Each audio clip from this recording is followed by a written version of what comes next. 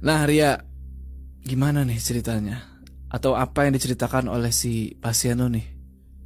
Coba, gue penasaran. Jadi gini, awalnya itu dia dateng bilang mau mutusin satu perjanjian sama iblis kata dia. Karena sudah hampir ada 24 tahun dia ngelakuin ritual sampai titiknya ketemu gue itu tuh sebenarnya belum selesai. Belum selesai urusannya dia. Jadi dia itu datang dalam keadaan lagi hamil. Nah, awal ceritanya itu dia cerita awal banget dia tahu tentang perkumpulan ini dari si suaminya. Saat itu masih pacaran lah. Mereka pacaran terus dia tahu kok pacar gue kerjanya wirausaha enggak. Terus dia punya bisnis kayak restoran atau apapun enggak. Kerja di kantor enggak juga. Tapi rumah punya, aset banyak, banyak duit segala macam. Dia pikir oh dari orang tua kali nih gitu. Dia pacaran sampai ke titik 4 tahun. Dia tuh udah tahu semua seluk-seluknya keluarganya dia. Dan malah bapak ibunya itu di daerah Sumatera, di daerah Medan itu orang nggak berada. Jadi memang orang nggak berada, nggak ada deh orang kaya gitu, Iya. nggak ada satupun keluarga dia yang orang kaya, nggak ada. Tapi cuma si pacarnya dia doang nih yang punya banyak duit. Dan memang ada wanti-wanti dari mertuanya dia yang perempuan. Kalau kamu beneran mau sama anak saya, kamu harus tahu dulu siapa anak saya, apa pekerjaannya, siapa dia, kamu harus dalemin baru saya restuin. Itu di 4 tahun dia pacaran.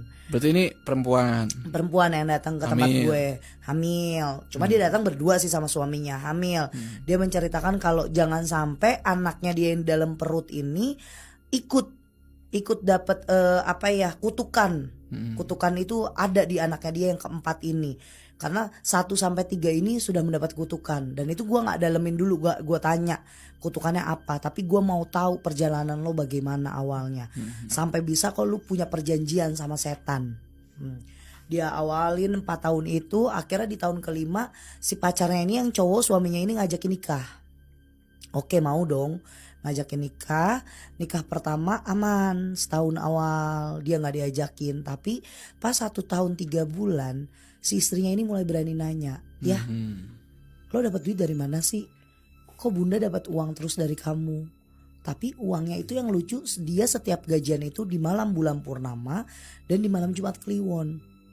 Si istrinya itu selalu ngitung, ngerti gak lo? Kalau gajian kan pasti kayak tanggal 12 ya tanggal 12 aja keluar. Ini enggak. Dia hitung pas malam bulan purnama udah kayak gitu. Suaminya tuh yang 1 hari full gak pulang ke rumah. Pulang-pulang tuh bau amis badannya. Bau amisnya tuh yang kutip bukan amis ikan ya. Darah. Karena beberapa bercak ada beberapa bercak darah.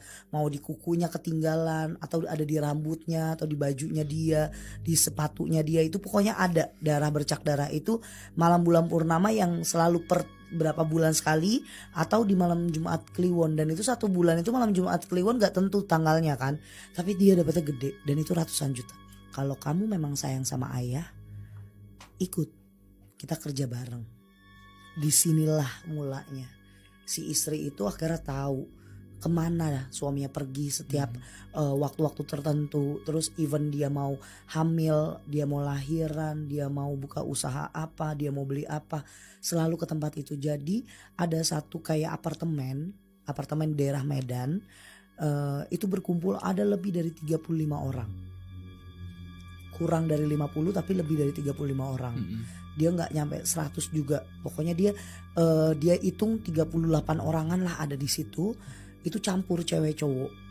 Tapi yang aneh di situ tuh ruangannya remang, merah, cahayanya merah gitu. Terus ngadain satu nyanyian dia kira kebaktian. Tapi dia mikir laki gue Islam, nggak mungkin dong masuk ke kebaktian. Itu nyanyi gitu, dia masuk buka pintu, disuguhin air suaminya. Nah istrinya ditahan. Jadi ada 4 kayak ajudan gitulah yang ngejagain. Nggak boleh karena lo bukan masuk ke tamu mereka.